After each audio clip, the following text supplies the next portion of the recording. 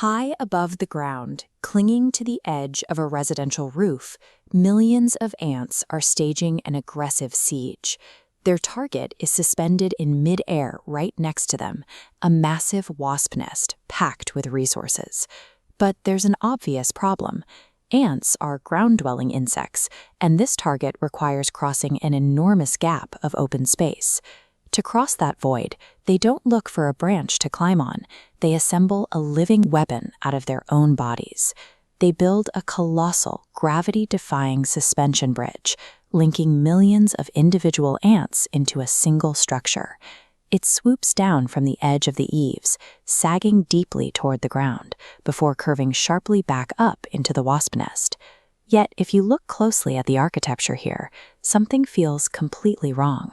The wasp nest they are attacking is attached to the exact same roof they started from. Why would a swarm capable of such intense cooperation expend massive amounts of energy building a gigantic, drooping suspension bridge when they could have simply walked in a straight line along the ceiling? Human construction relies on static, rigid materials like steel beams and concrete. The ants have to rely on a dynamic material that is entirely alive.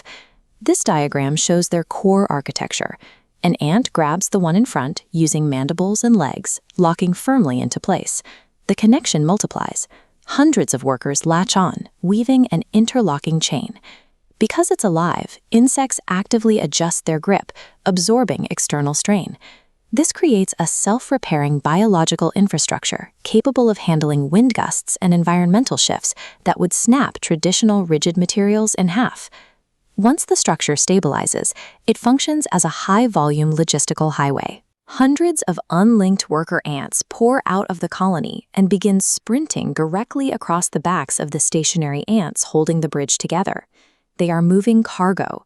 As they pillage the wasp nest, the workers rapidly transport captured white eggs and high-protein food sources across the shifting bodies of their peers.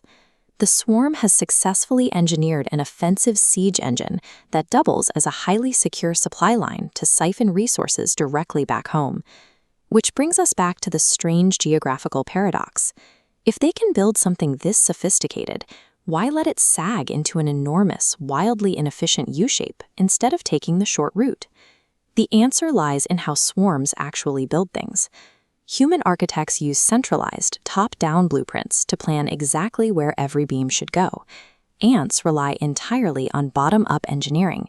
The individual insect hooking onto its neighbor has no idea it is part of a bridge.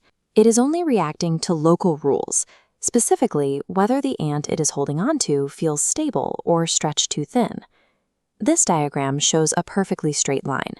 The combined weight, gravity, and wind places fatal tension on center links, tearing the structure apart. The droop is an emergent property. The chain sags downward, reaching stable equilibrium where tension perfectly matches the load above it. This steep curve is a mathematical requirement, the specific geometry needed to keep the living structure from tearing itself apart. The finished structure stands as a triumph of brute force biology, turning a potential navigational error into a strategic advantage. Because they don't have a centralized project manager telling them what to do, the swarm can instinctively adapt to unpredictable terrain in real time. By successfully deploying this weapon against an aerial target, the colony secures enough raw protein and food from the wasp nest to survive for days. True architectural genius in nature doesn't require a master plan. It relies entirely on simple rules and collective action, and millions of individuals willing to literally become the bridge themselves.